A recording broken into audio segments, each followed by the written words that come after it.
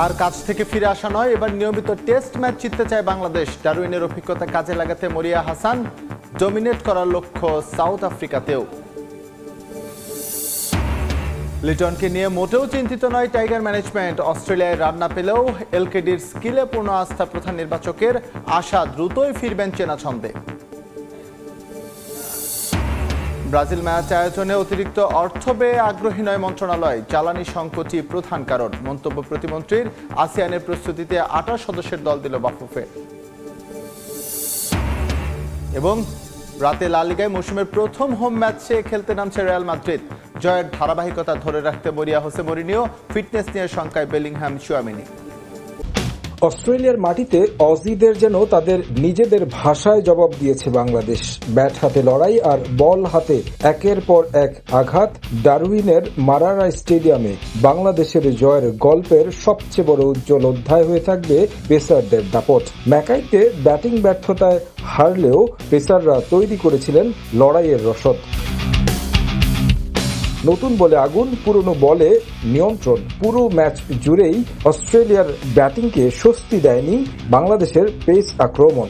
হাসান মাহমুদের নেতৃত্বে তাসকিন আহমেদ, ইবাদত হোসেন তিন পেসারের আক্রমণে বারবার ভেঙেছে অস্ট্রেলিয়ার ব্যাটিংয়ের প্রতিরোধ। ডারউইনের ইতিহাস লেখার বড় অবদান পেসারদের দেখছেন হাসান মাহমুদ। এখানে ফাস্ট বোলারদের অনেক বড় অবদান আছে আমাদের ম্যাচ জিতার পিছনে। এবং as a fast bowling unit বলবো যে আমরা খুবই ভালো এবং খুবই কনফিডেন্ট ছিলাম এই সিরিজটার জন্য। লাইন লেন্থ, শৃঙ্খলা, অফ স্ট্যাম্পের বাইরে ধারাবাহিক চ্যালেঞ্জ আর সঠিক সময়ে আক্রমণাত্মক বাউন্সার। অস্ট্রেলিয়ার কন্ডিশনকে এবার বাংলাদেশের পেসাররাই নিজেদের পক্ষে নিয়ে নিয়েছেন। এই আত্মবিশ্বাস টাইগারদের সাহস দিচ্ছে সামনের দিনে ভালো করার। সব বড় প্রতিপক্ষকে করতে চান নিজেদের শিকার। এটা আমাদের জন্য বলবো যে অনেক বড় একটা অর্জন, এবং আমরা ইনশাল্লাহ যত সময় ধরে এইসব কন্ডিশনে খেলবো, ডমিনেট করব এবং বড় বড় টিমের সাথে খেলবো। আশা করব যে সামনে আরো ম্যাচ জিতবো এবং আরো ডমিনেট করব। ডারউইনের কন্ডিশনকে কাজে লাগানোর সঙ্গে ছিল পরিকল্পনার নিখুঁত বাস্তবায়ন। অস্ট্রেলিয়ায় আসার পর অনুশীলনে যে কাজগুলো বারবার করা হয়েছে, ম্যাচের গুরুত্বপূর্ণ মুহূর্তে ঠিক সেগুলোই মাঠে প্রয়োগ করেছে বাংলাদেশ। সেটাকে সাফল্যের মূল মন্ত্র মানছেন টাইগার পেসার। নতুন বলে সুইং এবং লাইন এন্ড লেন্থ মেনটেন করে বোলিং করা এবং সবকিছু মিলিয়ে আমাদের ফাস্ট বোলাররা যেভাবে কাজ করতেছিল লাস্ট কয়েকদিন, সবাই সবার নিজের থেকে বেস্টটা দেওয়ার চেষ্টা করেছে। এই জয় তাই শুধু একটি টেস্টের ফল নয়, বাংলাদেশের পেস বোলিংয়ের বদলে যাওয়ার গল্প। অস্ট্রেলিয়ার মাটিতে এই জয় যেন বলে দিচ্ছে লড়াইয়ের দিন পেরিয়ে বাংলাদেশ এখন জয়ের গল্প লিখতে। বাংলাদেশের পেস বোলিং ইউনিট এখন ক্রিকেট বিশ্বজুড়েই আলোচিত। কখন নাহিদ রানা গতি দিয়ে কাবু করছেন বাঘা বাঘা ব্যাটারদের, কখনো আবার মুস্তাফিজের কাটার ফাঁদে আটকে যাচ্ছেন অনেকে। আর হাসান মাহমুদ, শরীফুল ইসলামদের ঝড়ের সাক্ষী হয়েছে অজিরা। এই তালিকা সমৃদ্ধ করেছেন তাসকিন, সাকিব, ইবাদতরা। এমনকি পাইপলাইনেও রিপন মণ্ডল, মুশফিক হাসানদের মতো তরুণরা আছেন। এখন প্রশ্ন উঠে, ছেলেদের মতো বাংলাদেশের নারী পেসাররাও কি পারবেন 22 গজে এমন দাপট দেখাতে? কোচ আলমগীর কবির যেন সেই আশার আলোই দেখালেন। আমার বিশ্বাস যে এরা যদি রেগুলার কাজ করেন, ভালো কোচের আন্ডারে থাকেন, আমার বিশ্বাস যে ভালো কিছু করবে। এবং আমি যেটা লাস্ট তাদেরকে দেখছি, মানে প্রথমে যখন দেখছি আর এখন যদি আমি বলি, সে প্রথমের চাইতে এখন তারা অনেক ভালো। তবে মেয়েদের এমন দাপট বাস্তব রূপ নিবে কবে? কারণ বয়স ভিত্তিক ক্রিকেট থেকে শুরু করে স্কুল ক্রিকেট কিংবা ঘরোয়া ক্রিকেটের অস্তিত্ব যে নাজেহাল। আমাদের সদ্য চেয়ারম্যান ওমেন্স টিমের সে বলছে যে স্কুল ক্রিকেট থেকে এটা শুরু করতে চাচ্ছেন। যদি এরকম স্কুল ক্রিকেট থেকে শুরু করে, আমার বিশ্বাস যে পেস বোলিং ইউনিটটা কোনো এক সময় মেয়েদের আমরা পাবো ইনশাল্লাহ। কোচ তো বিশ্বাস করেন টাইগার্সরাও পেস বলে শাসন করবেন, কিন্তু মেয়েরা বিশ্বাস করেন তো। দলের অন্যতম পেসার মারুফা আক্তার অবশ্য নিরাশ করেননি। পিঙ্কি অনেক জোরে বল করে, ও অনেক ভালো পেস বলার। এবং দিশাপু, তৃষ্ণাপু, ওনারা অনেক, তৃষ্ণাপু তো আমাদের সাথেই আছে, ওনার কথা বললামই না, উনি তো অনেক ভালোই করতেছে। এবং আমাদের পিছনে যারা হচ্ছে 4-5টা পেস বলার আছে, তারা অনেক দুর্দান্ত করতেছে।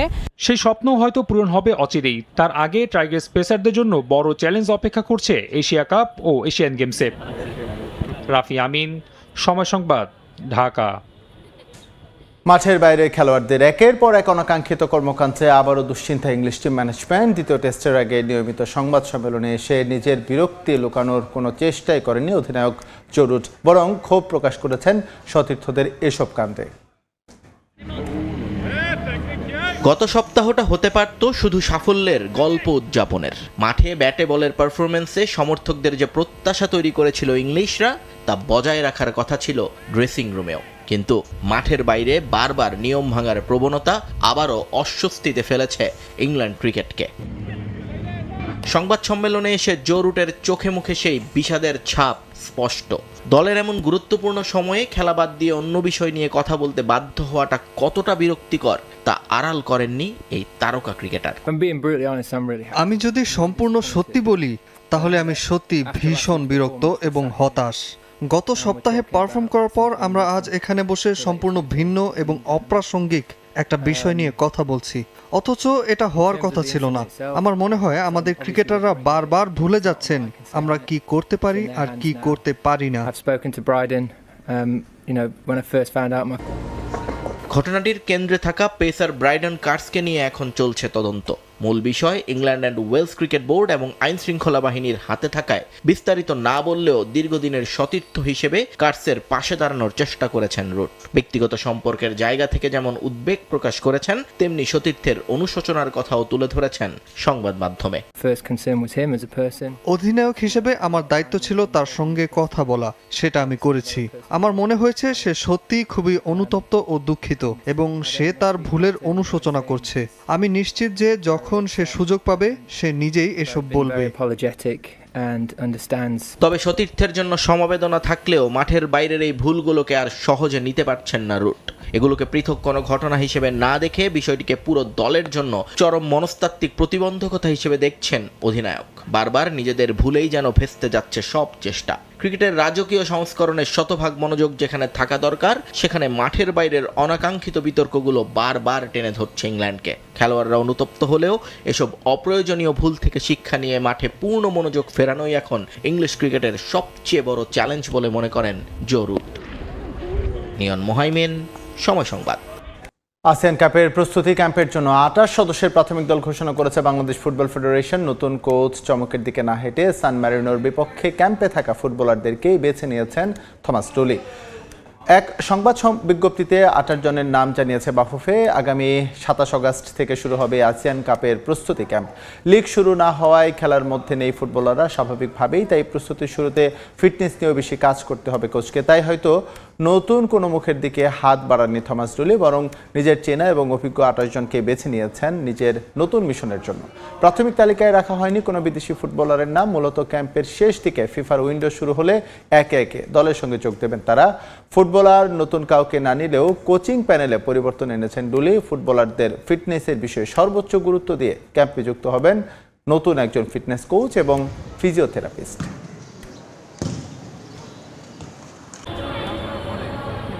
আগামী অক্টোবর ঢাকায় বাংলাদেশ জাতীয় দলের সঙ্গে একটি প্রীতি ম্যাচ খেলতে চায় ব্রাজিল। গেল রোববার এক ঝটিকা সফরে এসে জাতীয় স্টেডিয়াম সহ বেশ কিছু অবকাঠামো পরিদর্শন শেষে বাফুফেকে এমন তথ্য জানায় কনফেডারেশন অব ব্রাজিল ফুটবলের প্রতিনিধি দল। 5 বারের বিশ্ব চ্যাম্পিয়নদের কাছ থেকে প্রস্তাব পেয়ে নড়ে চড়ে বসে বাংলাদেশ ফুটবল ফেডারেশন।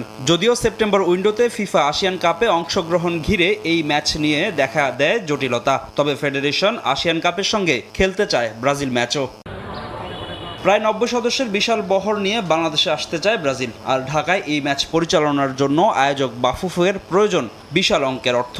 ম্যাচ চূড়ান্ত হলে প্রয়োজনে সরকারের দ্বারস্থ হওয়ার কথাও জানানো হয় বাফুফের পক্ষ থেকে। তবে দেশের জ্বালানি সংকটের মাঝে ব্রাজিলের সঙ্গে মাত্র একটি ম্যাচ ঘিরে অর্থ খরচের প্রয়োজনীয়তা দেখছেন না যুব ও ক্রীড়া মন্ত্রণালয়, বরং ফেডারেশন পৃষ্ঠপোষকের ব্যবস্থা করলে সব ধরনের সহযোগিতার আশ্বাস দিয়েছেন ক্রীড়া প্রতিমন্ত্রী আমিনুল হক। যেহেতু আমরা নিজেরাই, আপনারা জানেন যে বিদ্যুৎ, জ্বালানি, বিভিন্ন সেক্টর নিয়ে আমাদের অনেক বেশি ব্যয় বহন করতে হচ্ছে, সেই ক্ষেত্রে আমরা একটি ম্যাচকে উপলক্ষ করে সরকারের পক্ষ থেকে এই ধরনের ব্যয় করার মতো মানসিকতা বা এই ধরনের কোনো উপলক্ষ এই মুহূর্তে আমাদের ভিতরে নেই। সো আমরা বাফুফে যেহেতু কথা বলেছে, বাফুফের সভাপতির সাথে কথা হয়েছে, তারা যদি বিভিন্ন সাইড থেকে যদি স্পন্সরশিপ এনে যদি সেটাকে পরিপূর্ণতা দিতে পারে, তাহলে হয়তো আমরা আমাদের পক্ষ থেকে, সরকারের পক্ষ থেকে সার্বিক সহযোগিতা থাকবে। ব্রাজিলের সঙ্গে যদি লাল সবুজরা খেলতে পারে তাহলে ম্যাচটি হবে বাংলাদেশের ফুটবলের জন্য ঐতিহাসিক। ব্রাজিল বাংলাদেশ ফ্যানরা সাময়িক আনন্দ পেলেও দেশের ফুটবল উন্নয়নে এই ম্যাচ কোনো প্রভাব ফেলবে না বলে জানান যুব ও ক্রীড়া প্রতিমন্ত্রী। ব্রাজিল টিম যদি আসে বাংলাদেশে এবং এসে যদি আমার বাংলাদেশ টিমের সাথে খেলে, এটি বাংলাদেশের জন্য আমি মনে করি অনেক বড় অ্যাচিভমেন্ট। কিন্তু আমার বাংলাদেশ ফুটবল কতটুকু এগোবে এটার মাধ্যমে, এটা নিয়ে আসলে আমি খুব বেশি আশাবাদী না। এই কারণ হচ্ছে যে ম্যাচ হবে, হয়তোবা বাংলাদেশ ব্রাজিলের সাথে খেলবে, সেটার একটা দর্শক, আমাদের বাংলাদেশের মানুষের যে এক্সপেকটেশন, সেটা হয়তো একটা স্বপ্ন পূরণ হবে। ব্রাজিল টিম খেলে গেলে যে বাংলাদেশের ফুটবলের পরিবর্তন আসবে, এই বিষয়টির সাথে আমি একমত না। অস্ট্রেলিয়া ট্যুর শেষে আগামী 3 অক্টোবর কলকাতার সল্ট লেকে ভারতের সঙ্গে একটি প্রীতি ম্যাচ খেলবে ব্রাজিল। এরপরই বাংলাদেশের সঙ্গে ম্যাচ খেলার পরিকল্পনা করছে সেলেসাওরা। নিজের চেনা অঙ্গন সান্তিয়াগো বার্নাবুতে ফিরছেন হোসে মরিনহো। রিয়াল মাদ্রিদের কোচের দায়িত্বে দ্বিতীয় অধ্যায় শুরুর পর ঘরের মাঠে আজই প্রথমবার ডাগ আউটে দাঁড়াবেন পর্তুগিজ মাস্টারমাইন্ড। প্রথম ম্যাচে স্পানিওলের বিপক্ষে শেষ মুহূর্তের রোমাঞ্চকর জয়ে পুরো 3 পয়েন্ট নিয়ে শুভ সূচনা করেছে লস ব্ল্যাঙ্কোরা। লা লিগার শিরোপা উদ্ধারের অভিযানে বার্সেলোনার সঙ্গে টেক্কা দিতে সোসিয়েদাদের বিপক্ষেও জয়ের মানসিকতা নিয়ে নামতে চায় রিয়াল মাদ্রিদ। সবচেয়ে বেশি আমি যা আশা করি তা হলো খেলোয়াড়দের জেতার ক্ষুধা যেন একই থাকে। সেই একই মানসিকতা, ধৈর্য আর শক্তি নিয়ে খেলতে হবে। একই সাথে একটি কঠিন দলের বিপক্ষে কঠিন ম্যাচটিকে জয় করার শান্ত মেজাজ ধরে রাখতে হবে। প্রথম ম্যাচে জয় পেলেও মরিনহোর কপালে এখন চিন্তার ভাঁজ দলের ফিটনেস নিয়ে। ইনজুরির কারণে সোসিয়েদাদের বিপক্ষে মিলিতাও, রদ্রিগো এবং ফেদে মেন্দির মতো গুরুত্বপূর্ণ তারকাদের পাচ্ছে না রিয়াল। স্কোয়াডে চোটের তালিকা বড় হওয়ায় তরুণ স্ট্রাইকার এনরিককে নিয়ে তৈরি হয়েছে সংশয়। ব্রাজিলিয়ান এই উঠতি তারকাকে নিয়ে কোনো তড়িঘড়ি না করে সতর্ক পথে হাঁটতে চান রিয়াল বস। কার্লো অ্যানচেলোত্তির জাতীয় দলে এনরিক ডাক পাবে কিনা তা নিয়ে আমি নিশ্চিত নই। তবে আমার অন্যতম সেরা বন্ধু যখন আমার খেলোয়াড়দের জাতীয় দলের কোচ, তখন সেটা বেশ বড় একটা সুবিধা। কার্লো নিশ্চিতভাবেই আমাকে সরাসরি ফোন করবে। আমি এনরিককে নিয়ে কোনো ঝুঁকি নিতে চাই না। সে আমার ক্লাবের ভবিষ্যৎ। এনরিক ছাড়াও জুড বেলিংহাম এবং চুয়ামিনির ফিটনেস নিয়েও শেষ মুহূর্ত পর্যন্ত অপেক্ষা করতে হচ্ছে রিয়ালকে। তবে আপাতত সেসব নিয়ে না ভেবে নতুন সাইনিং কুকুরেয়া এবং বার্নার্ডো সিলভাদের কাঁধে ভর করে সোসিয়েদাদ বধ করার ছক কষছেন মরিনহো। যদিও প্রথম ম্যাচে হারা সোসিয়েদাদ তৈরি অঘটন ঘটাতে। ইংলিশ প্রিমিয়ার লিগের গত মৌসুমে দুর্দান্ত নৈপুণ্য দেখিয়ে সতীর্থ এবং প্রতিদ্বন্দ্বী ফুটবলারদের বিচারে সেরার মুকুট মাথায় তুললেন ব্রুনো ফার্নান্দেজ। ম্যানচেস্টার ইউনাইটেডের এই পর্তুগিজ মিডফিল্ডার এক মৌসুমে সর্বোচ্চ 21টি অ্যাসিস্টের নতুন প্রিমিয়ার লিগ রেকর্ড গড়েছেন, যার পাশাপাশি নাম লিখিয়েছেন 9টি গোলে। ওয়েন রুনির পর প্রথম ম্যানচেস্টার ইউনাইটেড তারকা এবং ক্রিশ্চিয়ানো রোনালদোর পর দ্বিতীয় পর্তুগিজ ফুটবলার হিসেবে এই মর্যাদাপূর্ণ পুরস্কার জয়ের গৌরব অর্জন করলেন ব্রুনো ফার্নান্দেজ।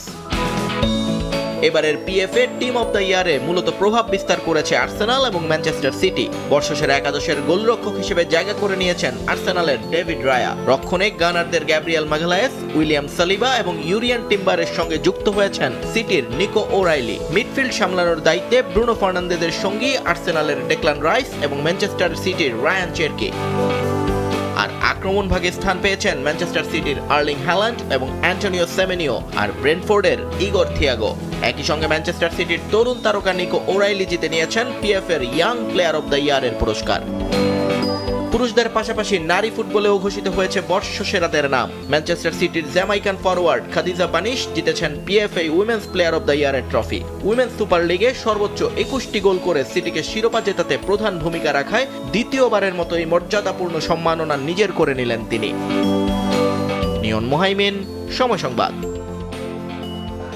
খেলার সময় শীর্ষ সংবাদগুলো জানিয়ে দিচ্ছে আরেকবার। আর কাছে থেকে ফিরে আসা নয়, এবার নিয়মিত টেস্ট ম্যাচ জিততে চায় বাংলাদেশ। ডারউইনের অভিজ্ঞতা কাজে লাগাতে মরিয়া হাসান, ডমিনেট করার লক্ষ্য সাউথ আফ্রিকাতেও। ব্রাজিল ম্যাচ আয়োজনে অতিরিক্ত অর্থ ব্যয়ে আগ্রহী নয় মন্ত্রণালয়, জ্বালানি সংকটই মূল কারণ মন্তব্য প্রতিমন্ত্রীর। আসিয়ানের প্রস্তুতিতে 28 সদস্যের দল দিল বাফুফে। রাতে লা লিগায় মৌসুমের প্রথম হোম ম্যাচ খেলতে মাঠে নামছে রিয়াল মাদ্রিদ। জয়ের ধারাবাহিকতা ধরে রাখতে মরিয়া হোসে মরিনিও, ফিটনেস নিয়ে শঙ্কায় বেলিংহাম, চুয়ামিনি।